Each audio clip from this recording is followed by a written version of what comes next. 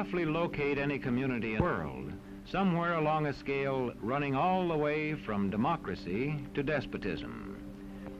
One to the democracy end, another somewhere in the middle, and a third.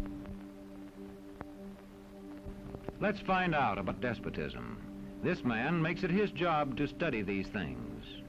Well, for one thing, avoid the comfortable idea that the mere form of government can of itself safeguard a nation against despotism. Germany, under President Hindenburg, was a republic. And yet in this republic, an aggressive despotism took root and flourished under Adolf Hitler. When a competent observer looks for signs of despotism in a community, he looks beyond fine words and noble phrases. For which it stands, one nation, indivisible, with liberty and justice for all.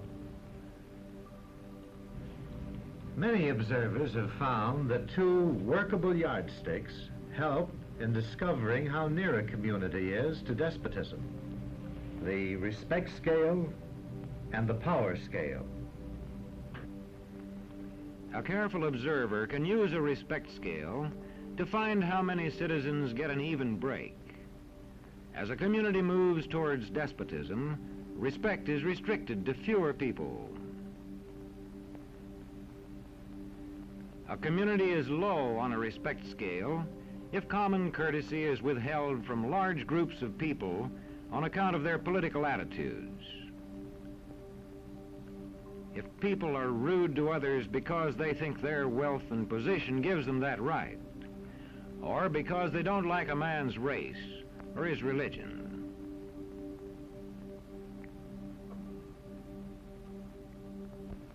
Equal opportunity for all citizens to develop useful skills is one basis for rating a community on a respect scale. The opportunity to develop useful skills is important, but not enough. The equally important opportunity to put skills to use is a further test on a respect scale.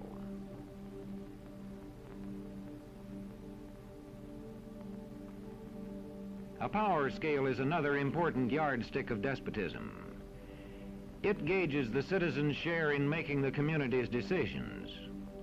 Communities which concentrate decision-making in a few hands rate low on a power scale and are moving towards despotism. Like France under the Bourbon kings, one of whom said, "The state, I am the state."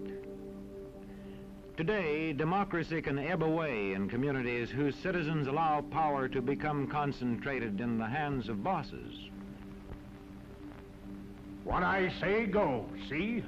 I'm the law around here.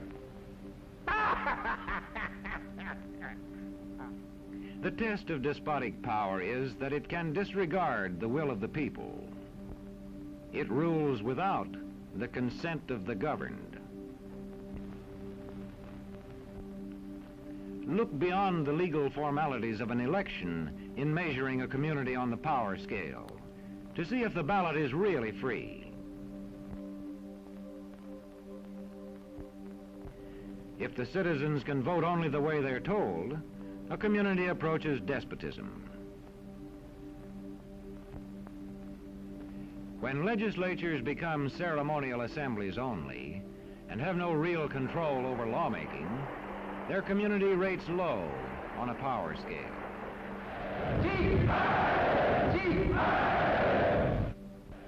In a downright despotism, opposition is dangerous, whether the despotism is official or whether it is unofficial.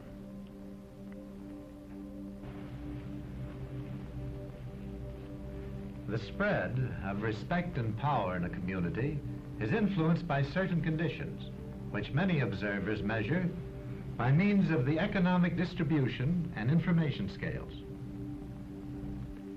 If a community's economic distribution becomes slanted, its middle-income groups grow smaller, and despotism stands a better chance to gain a foothold.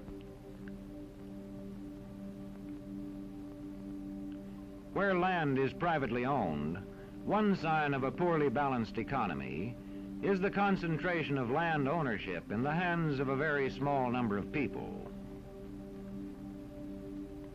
When farmers lose their farms, they lose their independence. This one can stay on, but not as his own boss anymore.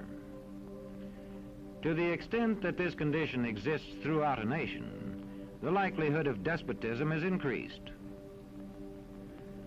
In communities which depend almost entirely on a single industry, such as a factory or mine, maintaining economic balance is a challenging problem.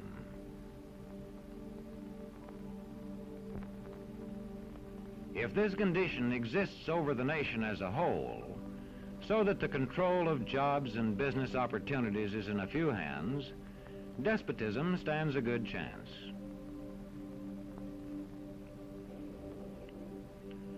Another sign of a poorly balanced economy is a taxation system that presses heaviest on those least able to pay.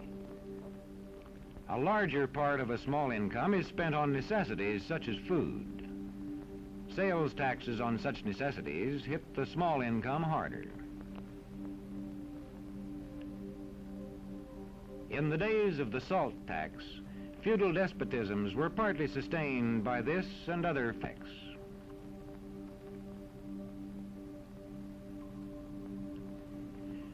A community rates low on an information scale when the press, radio, and other channels of communication are controlled by only a few people, and when citizens have to accept what they're told. In communities of this kind, despotism stands a good chance.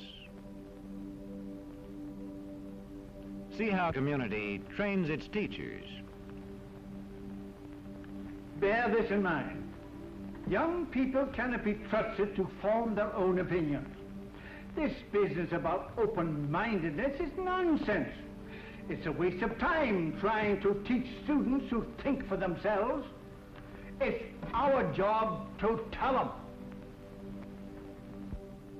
And when teachers put such training into practice, despotism stands a good chance.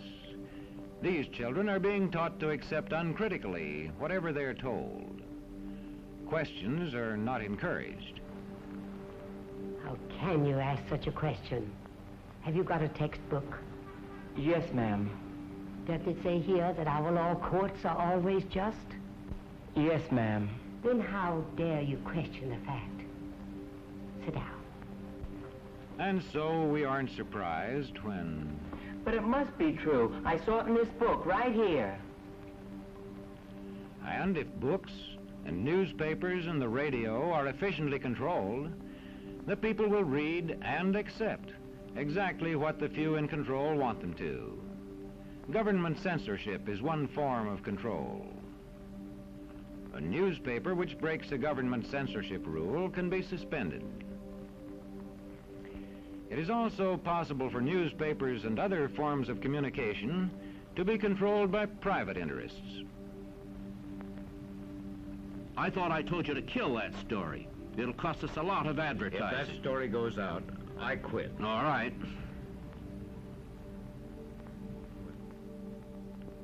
What sort of community do you live in? Where would you place it on a democracy-despotism scale? To find out, you can rate it on a respect scale and a power scale. And to find out what way it is likely to go in the future, you can rate it on economic distribution and information scales. The lower your community rates on economic distribution and information scales, the lower it is likely to rate on respect and power scales, and thus to approach despotism.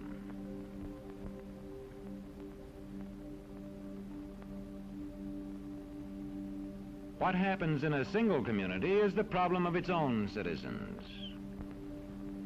But it is also the problem of us all, because as communities go, so goes the nation.